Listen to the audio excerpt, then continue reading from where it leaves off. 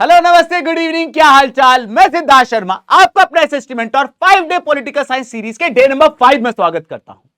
आज हम पढ़ने जा रहे हैं आउटकम्स ऑफ डेमोक्रेसी।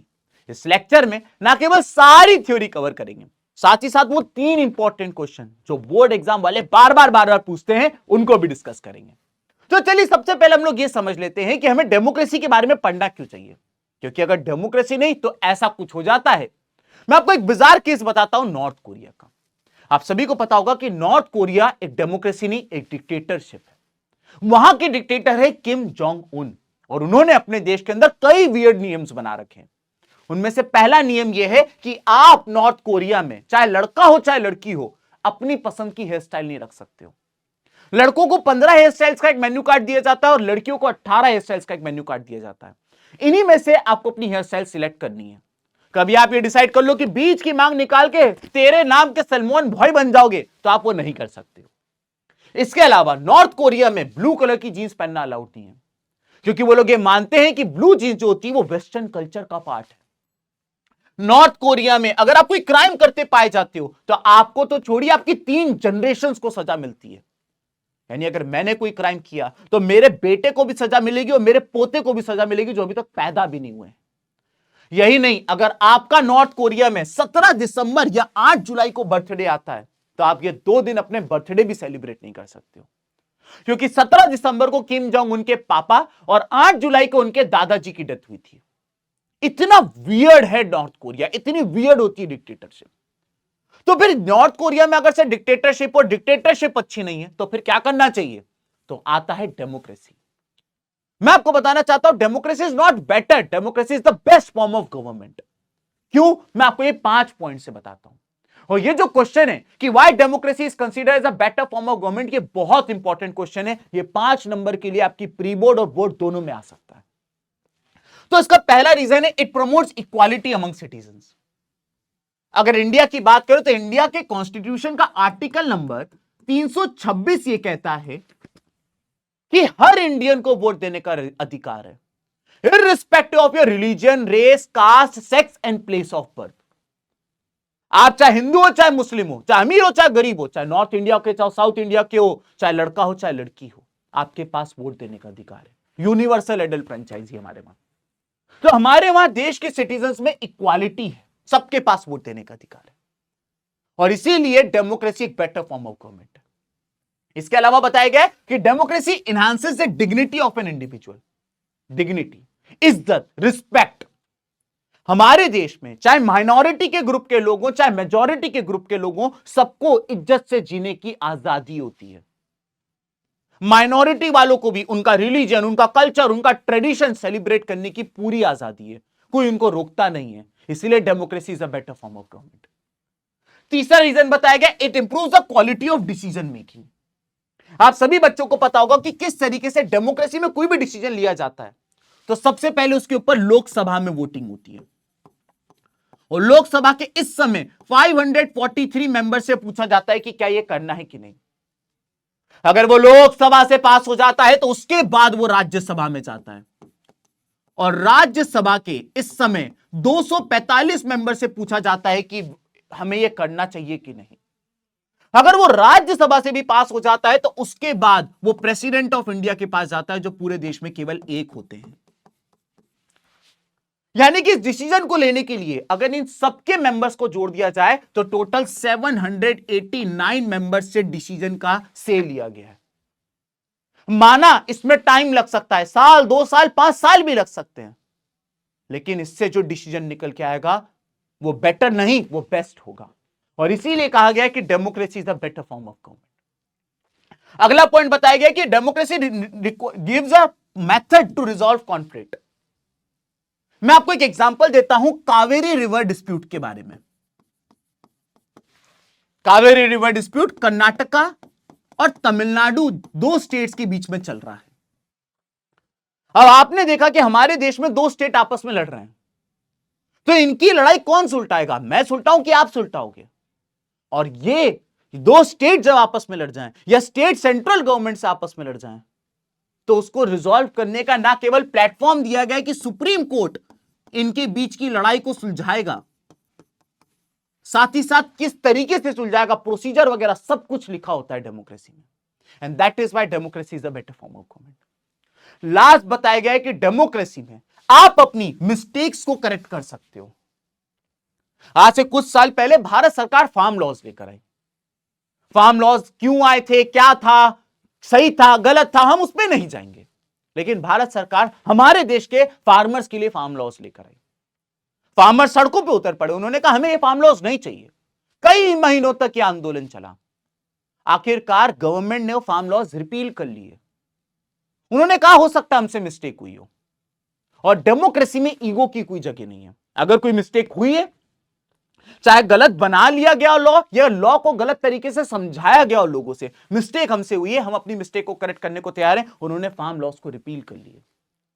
ये केवल डेमोक्रेसी में ही हो सकता था, and that is why democracy is a better form of government. आपको लगता है कि नॉर्थ कोरिया का किम जोंग उन कोई डिसीजन लेने के बाद वापस लेता होगा? तो ये चीज बताई गई कि इन 5 रीजंस के कारण democracy is a better form of government. ठीक है, अब अगर आज की तारीख में दुनिया के 196 कंट्रीज में से सर्वे कराया जाए तो 100 कंट्रीज ये कहती हैं कि वी आर डेमोक्रेटिक नेशन। मैंने पूछा उनसे कि आप कैसे कह सकते हो कि आप एक डेमोक्रेटिक नेशन हो, तो वो ये कह रहे हैं कि हम ये 4 कंडीशंस फुलफिल कर रहे हैं, that is why we are a democratic nation. पहली कंडीशन है they have a formal constitution. Bharat भी एक डेमोक्रेटिक नेशन है, क्यों? क्योंकि हमारे पास एक फॉर्मल कॉन्स्टिट्यूशन है, एक रिटन वेल डॉक्यूमेंटेड कॉन्स्टिट्यूशन है, जिसमें लोगों के पास क्या राइट्स होंगे, गवर्नमेंट की क्या ड्यूटीज हैं, देश को कैसे चलाया जाएगा, सब उस कॉन्स्टिट्यूशन में लिखा हुआ है। और हर वो देश जिसके पास एक रिटन कॉन्स्टिट्यूशन है वो एक डेमोक्रेटिक नेशन कहलाएगा। साथ ही साथ दे होल्ड इलेक्शंस।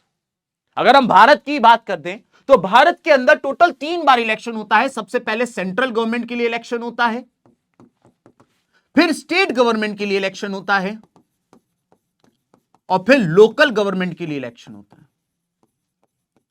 तो हर वो देश जिसमें इलेक्शन होता है वो अपने आप को एक डेमोक्रेटिक नेशन कह सकता है। इसके अलावा बताया गया कि दे हैव पार्टीज। ये सब पार्टी की बात हो गई, बर्थडे पार्टी, एनिवर्सरी पार्टी, कौन सी पार्टी? बेटा पॉलिटिकल पार्टी। अगर आपके देश के अंदर पॉलिटिकल पार्टी है, उससे कोई मतलब नहीं एक है, 2 है या मल्टीपल है, आप एक डेमोक्रेटिक नेशन कहलाओगे। चाइना अपने आप को डेमोक्रेसी इसलिए कह पा रहा है क्योंकि उनके पास सिंगल पार्टी सिस्टम है। भले एक political party, communist party, Chinese communist party, लेकिन तब भी वो अपने आप को डेमोक्रेटिक नेशन कहते हैं। यूएसए, यूके अपने आप को डेमोक्रेटिक नेशन कहते हैं। जानते हैं क्यों? क्योंकि उनके पास 2 पार्टी सिस्टम है, 2 पॉलिटिकल पार्टी है। इंडिया अपने आप को एक डेमोक्रेटिक नेशन कहता है क्योंकि हमारे वहां मल्टीपल पॉलिटिकल पार्टीज हैं, 2700 से ज्यादा अनरिकॉग्नाइज्ड पॉलिटिकल पार्टीज हैं। तो अगर आपके देश के पास पॉलिटिकल पार्टी है तो आप अपने देश को एक डेमोक्रेटिक नेशन कह सकते हो। और लास्ट बताया गया है कि ये 100 कंट्री अपने आप को डेमोक्रेसी इसलिए कह रहे हैं because they guarantee rights to citizens. Rights. Bharat एक डेमोक्रेटिक नेशन है क्योंकि हमने हमारे सिटीजंस को फंडामेंटल राइट्स दिए हैं। एक नहीं, 2 नहीं, पूरे 6 फंडामेंटल राइट्स दिए। Right to equality, right to freedom, right against exploitation, right to freedom of religion, cultural education right, right to constitution remedies. ये 6 फंडामेंटल राइट हर भारतीय को मिलते हैं जैसे ही वो पैदा हो जाता है। तो अगर आप ये 4 पॉइंट फुलफिल कर रहे हो तो आप अपने आप को एक डेमोक्रेटिक नेशन कह सकते हो। लेकिन यहां पर एक बात बताई गई है कि जो 100 डेमोक्रेटिक नेशंस कहते हैं अपने आप को, इनके बीच में सोशल कंडीशंस में डिफरेंस बताया गया है। सामाजिक इनके वहां अलग अलग प्रॉब्लम्स हैं। अब भारत अपने आप को डेमोक्रेसी कहता है, पाकिस्तान भी अपने आप को डेमोक्रेसी कहता है, लेकिन पाकिस्तान अपने आप को डेमोक्रेसी कह रहा है क्या? मैंने पूछा क्यों? कहता हमारे पास कॉन्स्टिट्यूशन है, लेकिन उनके उसी कॉन्स्टिट्यूशन में लिखा हुआ है कि कोई नॉन मुस्लिम पाकिस्तान का लीडर नहीं बन सकता। तो आपने देखा कैसे सोशल कंडीशन अलग है। हमारा सेक्युलर स्टेट है, हिंदू, मुस्लिम, क्रिश्चियन, सिख कोई भी हमारे देश का लीडर बन सकता है, लेकिन पाकिस्तान में नहीं, जबकि दोनों एक दूसरे को, दोनों अपने आप को डेमोक्रेसी कहते हैं। इसके अलावा इकोनॉमिक कंडीशंस में भी डिफरेंस बताया गया है। अरे यूएसए भी अपने आप को डेमोक्रेसी कह रहा है, इंडिया भी अपने आप को डेमोक्रेसी कह रहा है, लेकिन इंडिया एक गरीब देश है, यूएसए दुनिया का सबसे अमीर देश है। तो डेमोक्रेसी होने से यह नहीं होता कि सोशल और इकोनॉमिक सब कुछ एकदम सेम हो जाएगा, तू भी डेमोक्रेसी मैं भी डेमोक्रेसी। हमने देखा इन दोनों में डिस्पैरिटी देखी गई है। और यहां पर मैं यही बात आपको बताना चाहता हूं कि डेमोक्रेसी के बारे में कितनी अच्छी बातें बोल दो, लेकिन एक बात ध्यान रखना कि democracy is seen to be good in principle only but not in practice. कि अगर प्रिंसिपल की बात करें तो डेमोक्रेसी बेस्ट कुछ है ही नहीं डेमोक्रेसी से अच्छा, लेकिन जब आप उसको इंप्लीमेंट करने, प्रैक्टिस करने जाते हो, तब आपको पता चलता है कि डेमोक्रेसी में भी कई सारे लूप होल्स हैं। और यही हमें इस चैप्टर के अंदर पढ़ना है। हम क्या करेंगे कि डेमोक्रेसी के आउटकम्स को हम 3 हेडलाइन के अंडर पढ़ेंगे। सबसे पहला है पॉलिटिकल आउटकम्स, फिर है इकोनॉमिक आउटकम्स और लास्ट है सोशल आउटकम्स। हम देखेंगे कि किस तरीके से डेमोक्रेसी ने क्या क्या आउटकम्स दिए और कैसे उनको अभी सुधारा और जा सकता है। चलिए सबसे पहले अपन बात करते हैं पॉलिटिकल आउटकम्स। पॉलिटिकल आउटकम्स का पहला पॉइंट मैं आपको यह बताता हूं कि डेमोक्रेसी में जो गवर्नमेंट होती है वो अकाउंटेबल एंड रिस्पॉन्सिबल गवर्नमेंट होती है। कैसे, आइए मैं आपको बताता हूं। यहां पे एक बात बोली गई, the most basic outcome of democracy is to produce accountable government to the citizens which is responsible to the needs and expectations of the citizens। Sir मतलब अब मैं मेरे देश में अपनी गवर्नमेंट से कह रहा हूं कि मुझे इंस्टाग्राम पसंद है, मुझे यूट्यूब पसंद है, मुझे व्हाट्सएप पसंद है, मुझे फेसबुक पसंद है, मुझे स्नैपचैट पसंद है, तो आप इनके ऊपर बैन मत करिएगा। अब मेरी पसंद को मेरी गवर्नमेंट ध्यान में रखती है और मेरी पसंद को ध्यान में रखते हुए वो अपनी पॉलिसीज बनाती है। तो मेरी गवर्नमेंट जो वो रिस्पॉन्सिव है, उसको मेरी चीजों के बारे में पता है। अब चाइना की अगर हम बात कर ले तो चाइना अपने आप को डेमोक्रेसी कहता है, लेकिन क्या वो पहला पॉइंट फुलफिल करता है?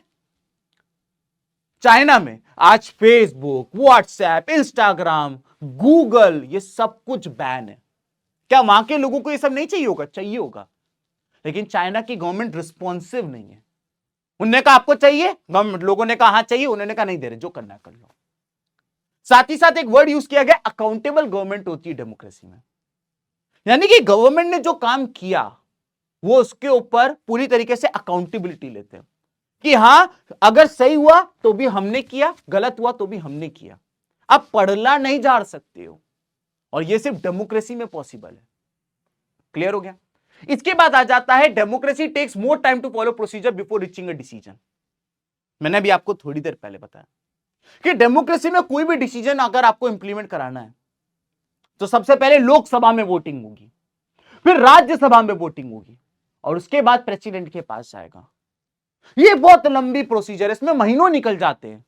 कुछ कुछ बिल तो एक्ट बनने में साल तक निकल गए, लेकिन यहां पर यही बात बताया गया है कि जो डिसीजन निकल के आता है वो बहुत ही ज्यादा इफेक्टिव होता है and acceptable to the people होता है। मैं आपको एक एग्जांपल देता हूं। भारत का संविधान 2 साल 11 महीने 18 दिन में बनके तैयार हुआ। इसमें 2000 से ज्यादा अमेंडमेंट्स लगाए गए, तब जाके हमारा कॉन्स्टिट्यूशन तैयार हुआ। समय लिया गया, लेकिन इस बात को मेक श्योर किया गया कि जो कॉन्स्टिट्यूशन बनेगा वो बेस्ट होना चाहिए, वो इफेक्टिव होना चाहिए और वो इंडिया के सारे लोगों को एक्सेप्टेबल होना चाहिए। एक छोटी सी चीज, 1947 में देश आजाद हुआ और जब देश आजाद हुआ तो हमारे देश के अंदर केवल 2 ही लेवल ऑफ गवर्नमेंट थी। 1947 के बाद सबसे ऊपर थी सेंट्रल गवर्नमेंट और उसके नीचे थी स्टेट गवर्नमेंट। गांधी जी, जिनको आप फादर ऑफ नेशन कहते हैं, उनका सपना था कि देश में 3 लेवल ऑफ गवर्नमेंट होनी चाहिए, लेकिन आजादी के लगभग 40-45 साल बाद तक देश में केवल 2 लेवल ऑफ गवर्नमेंट आई। आखिरकार 1992 में देश में 73rd कॉन्स्टिट्यूशन अमेंडमेंट एक्ट के साथ पंचायत और 74th कॉन्स्टिट्यूशन अमेंडमेंट एक्ट के साथ म्युनिसिपैलिटी जोड़ा गया।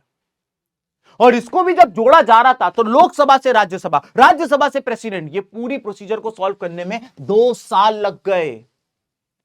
देश फादर ऑफ नेशन का सपना था, ऑलरेडी 45 साल लेट थे, लेकिन उसके बावजूद जब इसको पास कराया गया तो 2 साल लगा। आज देश में ऐसा माना जाता है कि सबसे ज्यादा बढ़िया तरीके से जो बनाई गई ऑन पेपर वो है लोकल गवर्नमेंट। ना केवल वुमेन रिजर्वेशन की बात है, वहां पे एससी, एसटी और ओबीसी की भी रिजर्वेशन की बात है। ठीक है, तो ये रीजन है, अकाउंटेबल एंड रिस्पॉन्सिबल गवर्नमेंट होती है। ये पॉलिटिकल आउटकम का पहला पॉइंट था। अब मैं आपको बताना चाहता हूं पॉलिटिकल आउटकम का दूसरा पॉइंट, जो कि है लेजिटिमेट गवर्नमेंट। मैंने अभी आपको थोड़ी देर पहले बताया था कि भारत देश के अंदर अंडर आर्टिकल नंबर 326 आपको यूनिवर्सल एडल्ट फ्रेंचाइजी मिलती है। यानी कि अगर आपकी उम्र 18 साल से ज्यादा है, चाहे आप लड़का हो चाहे लड़की हो, चाहे हिंदू हो चाहे मुस्लिम हो, चाहे अमीर हो चाहे गरीब हो, चाहे नॉर्थ इंडिया के चाहे साउथ इंडिया के हो, अगर आपकी उम्र 18 साल से ज्यादा है तो आपके पास वोट देने का अधिकार है। और इसीलिए क्योंकि हम अपने पसंद के लीडर को सिलेक्ट करते हैं, जिसको सबसे ज्यादा वोट मिलता है वो पावर में आता है, तो इसीलिए वो एक लेजिटिमेट गवर्नमेंट है। ऐसे कोई एरा गेरा नत्थु गेरा नहीं हमारे वहां देश का प्राइम मिनिस्टर और प्रेसिडेंट बन जाता है, हमने उसको वोटिंग दी है। इसके अलावा बताया गया है the citizen has the right and examine to the process and decision making, this is known as transparency. यहां से कई बार एमसीक्यू बनता है। ना केवल हमने अपने लीडर को सिलेक्ट करने में हमारा पूरा इन्वॉल्वमेंट है, साथ ही साथ वो जो लीडर है वो जो डिसीजन ले रहा है उसको क्वेश्चन करने की भी हमारे पास पूरी आजादी है, पूरी आजादी है। हम हमारे लीडर से पूछ सकते हैं कि आपने क्यों किया या आपने क्यों नहीं किया, या ये कर रहे हो तो इसमें कितना पैसा लगा। मैं सब अपनी गवर्नमेंट से पूछ सकता हूं और मेरी गवर्नमेंट को मुझे इसका जवाब देना पड़ेगा। This is called transparency. हमारे देश के अंदर आरटीआई नाम का एक एक्ट पास कराया गया है, राइट टू इंफॉर्मेशन एक्ट, जो इस ट्रांसपेरेंसी को नेक्स्ट लेवल पे लेके चला जाता है।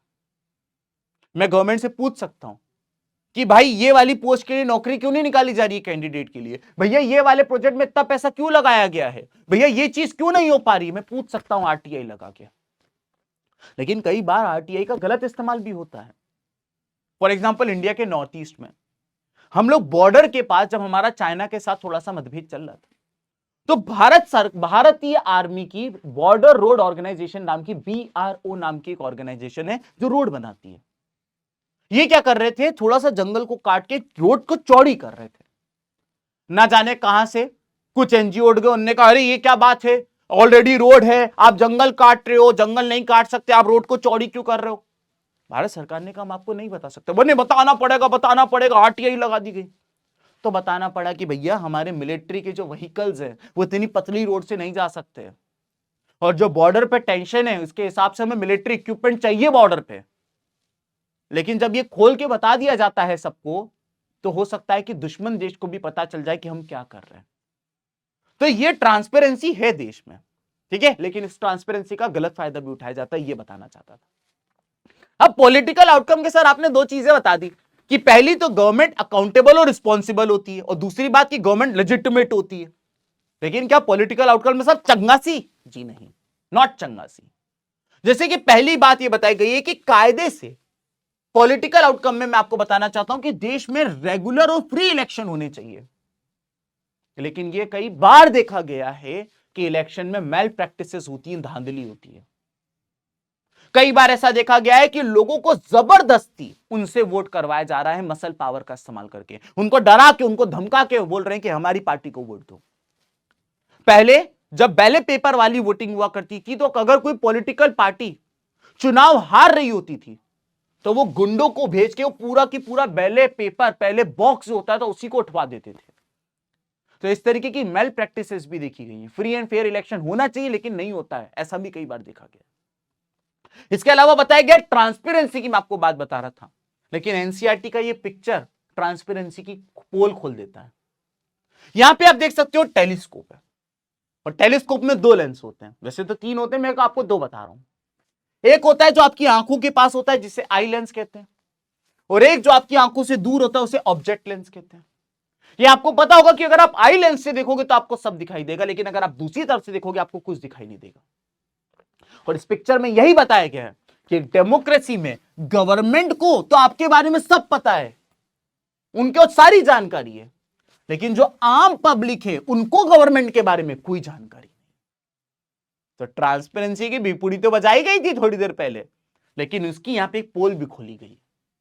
और तीसरा और अंतिम पॉइंट यह बताया गया है कि कई बार डेमोक्रेसी में कुछ ऐसी चीजें होती हैं जो बहुत सारे लोगों के लिए फ्रस्ट्रेटिंग हो सकती है। दोनों चीजें मैं आपको बताता हूं। कई बार डेमोक्रेसीज में यह भी देखा गया है कि मेजॉरिटी के लोगों को खुश करने के लिए गवर्नमेंट वो ही काम करती है जो मेजॉरिटी के लोगों को अच्छा लगे।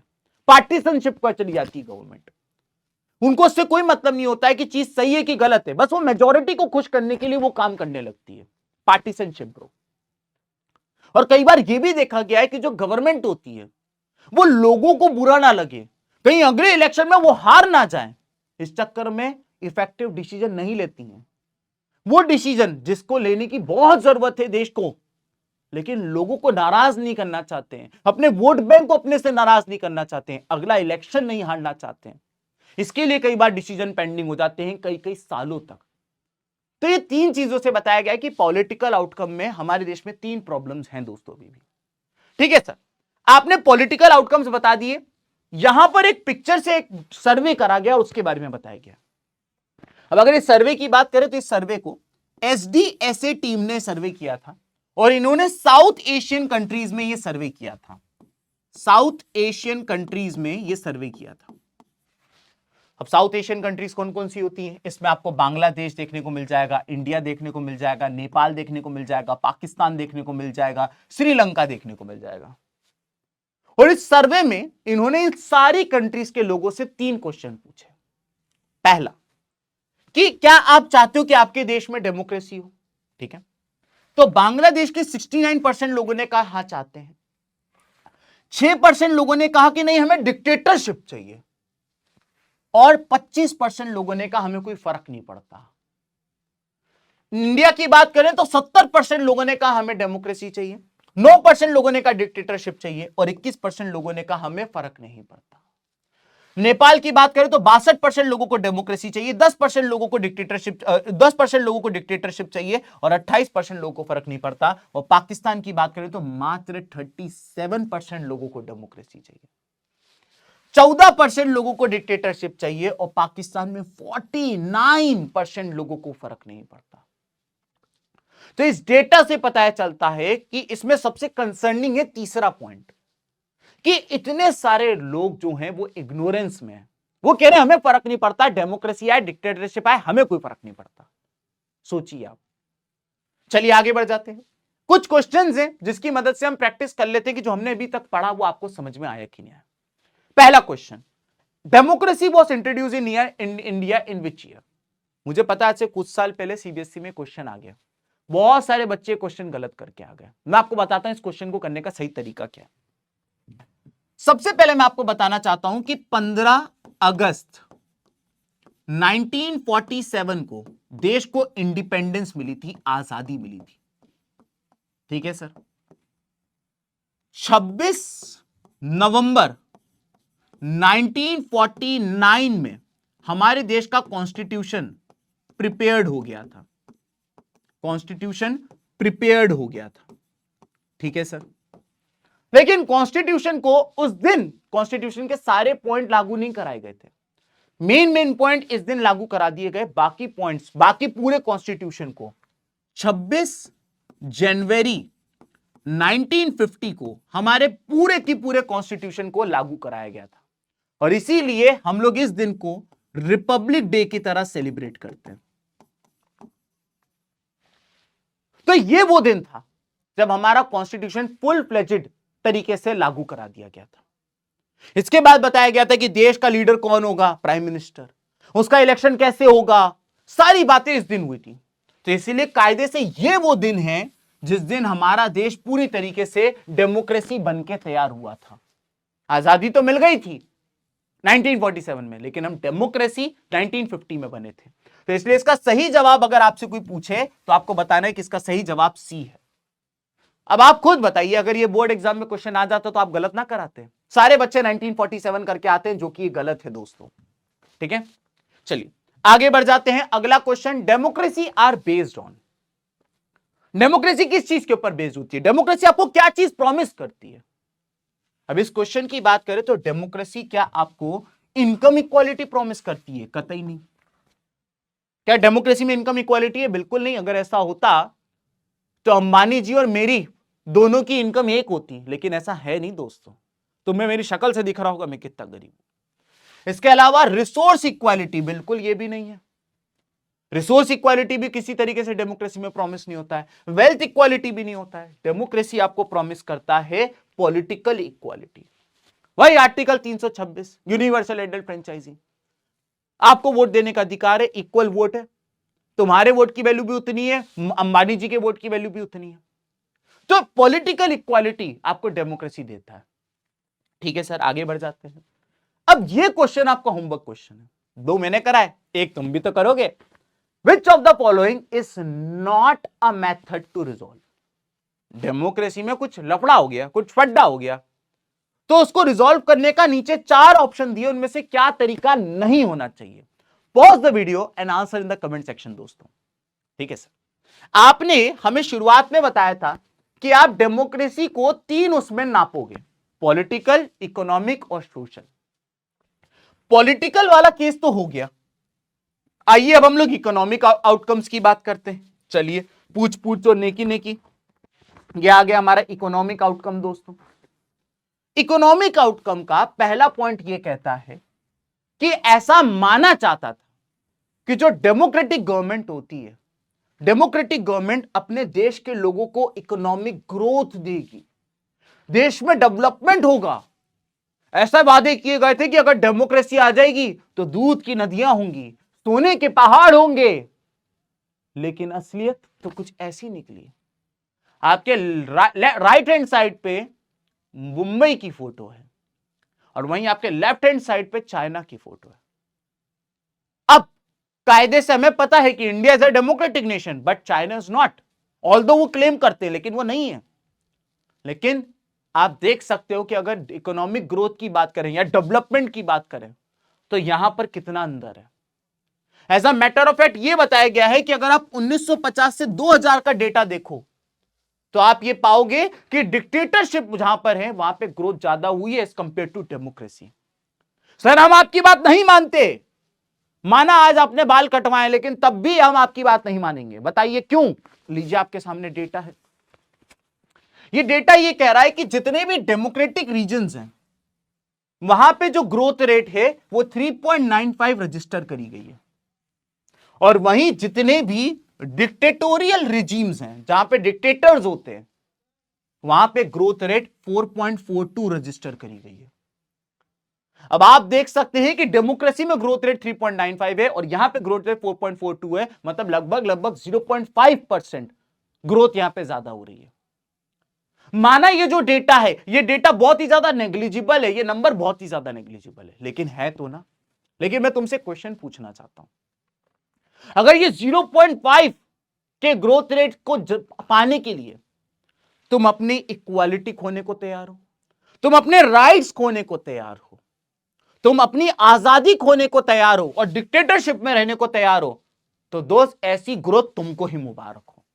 ठीक है, तो ग्रोथ रेट की बात करी जाए तो डेमोक्रेसी में कम है, डिक्टेटरशिप में ज्यादा है, लेकिन ये ग्रोथ रेट बाकी चीजों से अगर आप इनका कंपैरिजन करेंगे तो ये नेग्लिजिबल है, ये पीनट्स हैं, तो इनके पीछे ना भागे आप। ठीक है, अब यहां पर एक और डेटा दे रखा है, ये भी आपका एनसीईआरटी का डेटा है। सारी चीजें मैं जो आज पढ़ा रहा हूं एक्सक्लूसिवली फ्रॉम एनसीईआरटी है। ठीक है, अब यहां पे क्या बोला गया कि इन्होंने क्या करा, कई सारे देशों का सर्वे किया। जैसे कि ये लोग गए ब्राजील में, तो इन्होंने ये पाया कि ब्राजील के टॉप 20% जो लोग हैं उनके पास ब्राजील की 65% वेल्थ है और बॉटम 20% लोगों के पास मात्र 3% वेल्थ। यानी कि आप देख सकते हैं कि ब्राजील के अंदर जो टॉप के 20% लोग हैं, यानी जो अमीर लोग हैं, उनके पास ब्राजील की साउथ अफ्रीका की पूरी 65% वेल्थ है, और जो टॉप के बॉटम के 20% लोग हैं उनके पास मात्र 3% वेल्थ है। तो आप देख सकते हो थोड़े से लोगों के पास कितनी सारी वेल्थ है। आप बाकी कंट्रीज को भी कंपेयर कर सकते हैं। यहां पे आगे एक यूएसए का भी डेटा दे रखा है कि टॉप 20% लोगों के पास 50% वेल्थ है और बॉटम के 20% लोगों के पास 4% वेल्थ है मात्र। तो इससे एनसीईआरटी के 2 पिक्चर आपके क्लियर हो जाते हैं। एक तो ये वाली पिक्चर आपको समझनी पड़ेगी और एक इसके बाद वाली। इस पिक्चर में क्या बताया गया है कि दुनिया की मेजॉरिटी लोगों के पास दुनिया की सिर्फ इतनी सी वेल्थ है, मेजॉरिटी लोगों के पास इतनी सी वेल्थ है, और दुनिया के चंद लोग ऐसे हैं जिनके पास दुनिया की सारी वेल्थ इकट्ठा हो रखी है। तो वेल्थ का जो डिस्ट्रीब्यूशन है वो बहुत अनइवन है हमारी दुनिया में। ऑल्दो 196 में से 100 देश कहते हैं हम डेमोक्रेसी हैं, लेकिन उसके बावजूद ये हालात हो रखे हैं दुनिया में। एक और फोटो दे रखी है ये वाली, और इस फोटो में यह बताया गया है कि जो अमीर आदमी है वो अमीर पे अमीर, अमीर पे अमीर, अमीर पे अमीर होता जा रहा है, और जो गरीब आदमी है वो गरीब पे गरीब, गरीब पे गरीब, गरीब पे गरीब होता जा रहा है। जबकि डेमोक्रेसी ने कहा था दूध की नदियां बहेंगी, सोने के पहाड़ होंगे, लेकिन यह देखा गया है कि डेमोक्रेसी में एक गरीब आदमी के पास बेसिक नीड्स तक फुलफिल नहीं हो पा रही हैं। हमने यह देखा कि बांग्लादेश, भारत, नेपाल, म्यांमार जैसे देश में जो लोग हैं उनके पास पक्का घर तक नहीं है रहने को, उनके पास हेल्थ केयर सिस्टम नहीं है कि अगर वो बीमार पड़ जाए तो वो इलाज अफोर्ड कर सकें, वो लोगों के बच्चे स्कूल नहीं जा पा रहे हैं, वो लोग भूखमरी से परेशान हैं। तो हमने देखा कि किस तरीके से डेमोक्रेसी में जो वादे किए गए थे असलियत में कितनी चीजें प्रॉब्लमेटिक है। इसीलिए मैंने आपको एक बात कही थी कि democracy is good in principle but not in practice. जब प्रैक्टिस करने जाते हो तब पता चलता है कितनी प्रॉब्लम है। इसके अलावा सोशल आउटकम पे अब हम आ जाते हैं। आखिरी, मैंने आप लोगों को पॉलिटिकल पढ़ा दिया, इकोनॉमिक पढ़ा दिया, अब मैं आपको सोशल आउटकम की तरफ लेके जा रहा हूं, आखिरी चीज पे लेके जा रहा हूं, सोशल आउटकम। ऐसा माना जाता है कि डेमोक्रेसी जो है वो बेस्ट है to handle social differences and conflicts. देखिए, लड़ाई झगड़ा कहां नहीं होता है, और एक भारत जैसा देश जिसमें इतने सारे कल्चर, रिलीजन, एथनिसिटी के लोग रहेंगे तो उनके बीच में डिस्प्यूट होने के चांसेस ज्यादा होते हैं, बिल्कुल होते हैं। और यहां पे यही बात बताई गई है कि डेमोक्रेसी में जब कम्युनिटीज के बीच में डिस्प्यूट होते हैं, डिफरेंसेस होते हैं, तो वो डिस्प्यूट और डिफरेंसेस को डेमोक्रेसी ज्यादा बेहतर तरीके से हैंडल करती है। और जो डेमोक्रेसी नहीं होती है, जैसे कि हमने देखा था श्रीलंका के केस में पावर शेयरिंग में, कि वहां पे कैसे डिफरेंस निकल के आया तमिल बोलने वाले और सिन्हालीस बोलने वाले लोगों के बीच में, लेकिन उसको सप्रेस करने की कोशिश करी गई, सिविल वॉर हो गया। हमने देखा था लेबनान के केस में डिस्प्यूट आया, डिफरेंसेस आए मुस्लिम्स और क्रिश्चियंस के बीच में, लेकिन उनको सप्रेस करने की कोशिश करी, वहां भी सिविल वॉर हुआ। लेकिन डेमोक्रेसी जो है वो ज्यादा बेहतर तरीके से इन सारी चीजों को हैंडल करती है। दोस्तों आइए मैं आपको कुछ चीजें बताता हूं। सबसे पहली बात बताई गई है कि it is necessary to understand that democracy is not simply ruled by majority opinion. अब ये जो दो पॉइंट हैं इनको मैं एग्जांपल से आपको बताता हूं, ठीक है। मान लेते हैं कि आपकी क्लास में वोटिंग हुई और मैडम ने कहा कि बताइए ये जो दो नए बच्चे आए हैं क्या इनको पूरे दिन मुर्गा बना के रखें? अब हो तो तुम भी चालाक, तुमने कहा ये दोनों लड़के लड़कियां जो आए हमें पसंद नहीं, इनको मुर्गा बना ही दो। और क्लास में क्योंकि किसी की इनसे दोस्ती नहीं हुई थी, बेचारों को कोई दोष भी नहीं था, लेकिन सबने कह दिया हाँ मुर्गा बना दो, मुर्गा बना दो। तो ऐसे में टीचर की रिस्पॉन्सिबिलिटी होती है कि भले वोटिंग के आधार पर लोग कुछ चीज कह रहे हैं, लेकिन अगर वो गलत है तो वो टीचर उसको ना करवाए। और यही चीज यहां बताई गई है कि भले वोटिंग हो जाए और वोटिंग के बाद कोई चीज हो जाए कि ये करना है, लेकिन अगर वो गलत है तो it is the responsibility of the government कि वो उसको ना होने दे। दूसरी बात क्या बताई गई है कि it is also necessary that rule by majority does not become rule by majority community. कि माना हमारे देश में मेजोरिटी रूल बाय मेजोरिटी का सिस्टम चलता है, जिस भी पॉलिटिकल पार्टी के 543 में से 272 या उससे ज्यादा सीट आएंगी वो political party winner winner chicken dinner कहलाएगी, मेजोरिटी का रूल चले है। लेकिन इसका मतलब यह ना होता है कि मेजोरिटी की चले। अगर मान लीजिए भारत देश के अंदर मैं कह दूं कि आपकी कितनी नेशनल लैंग्वेज है, तो आप बोलोगे 0। हमारी ऑफिशियल लैंग्वेज 2 है, हिंदी और इंग्लिश। हमारी स्केड्यूल्ड लैंग्वेज 22 है, हमारी क्लासिकल लैंग्वेज 6 है, लेकिन नेशनल लैंग्वेज एक भी नहीं है। एक भी नेशनल लैंग्वेज नहीं हमारे देश में। क्यों? जबकि देश में मेजॉरिटी ऑफ द सिटीजन जो है वो हिंदी बोलते हैं। लेकिन ऐसा थोड़ी कि अगर मेजॉरिटी लोग कुछ करते हैं तो वही होना चाहिए। अगर आप हिंदी को नेशनल लैंग्वेज घोषित कर दोगे तो जो नॉन हिंदी स्पीकर्स हैं, तमिल, तेलुगु, कन्नड़ा, बंगला, मलयालम, ये सारे लोगों के साथ अन्याय हो जाएगा। तो मेजॉरिटी की सिर्फ नहीं चलनी चाहिए, इस माइनॉरिटीज का भी ध्यान रखना चाहिए, ये बात बताई गई है। अगला point, in October 2005 right to information was passed which provide all citizen to get, ये मैं आपको पहले ही बता चुका हूं कि ट्रांसपेरेंसी को और मजबूत करने के लिए कि लोगों को पता रहे कि देश में क्या हो रहा है, लोगों को पता रहे कि गवर्नमेंट क्या कर रही है, इस डायरेक्शन में आगे बढ़ने के लिए 2005 में आरटीआई को लागू कराया गया था। अब आप आरटीआई लगा के अपनी देश की गवर्नमेंट से पूछ सकते हो कि आपने ये क्यों किया, ये क्यों नहीं किया, ये कर रहे हो तो क्यों कर रहे हो, ये सब आप पूछ सकते हो। अगला पॉइंट आ जाता है democracy provide dignity and equality to citizen belonging to different gender, caste, religion et cetera. मैंने आपको बताया था ना कि आपको 6 फंडामेंटल राइट्स मिले हुए हैं।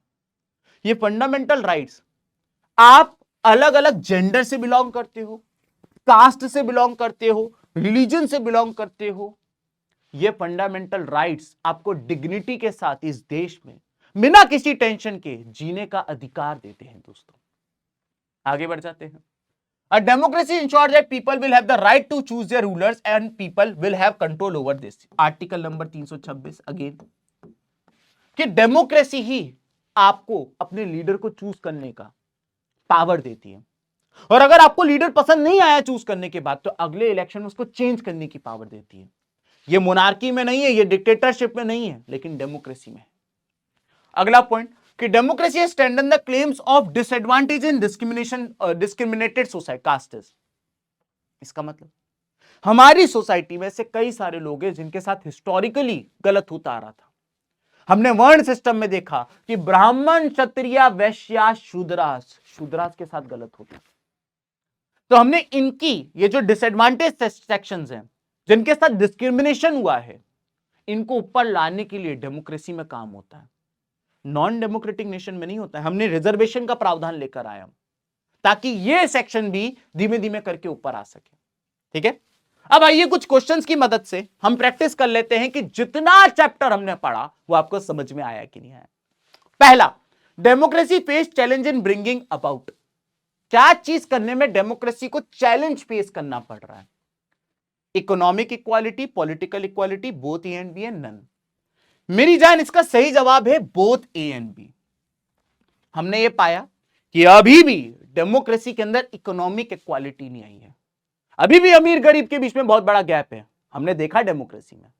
और हमने ये भी देखा कि पॉलिटिकल इक्वालिटी में भी कई कई जगह देखा गया। ठीक है, आगे बढ़ जाते हैं। In democracy citizen have the right to examine the decision taken by government, this is known as. देखो, गवर्नमेंट ने जो डिसीजन लिया आप उसको क्वेश्चन कर सकते हो, पूछ सकते हो क्यों करा, कैसे करा, सही है कि नहीं, इसे क्या कहते हैं? तो दोस्त इसको कहते हैं ट्रांसपेरेंसी, यानी कि बी। इवन ट्रांसपेरेंसी की कई बार डेफिनेशन भी पूछ लेता है। ये वाला जो क्वेश्चन आपको मैंने बता दिया, ये 3 क्वेश्चन ऐसे हैं जो बोर्ड एग्जाम वाले बार बार पूछते जा रहे हैं।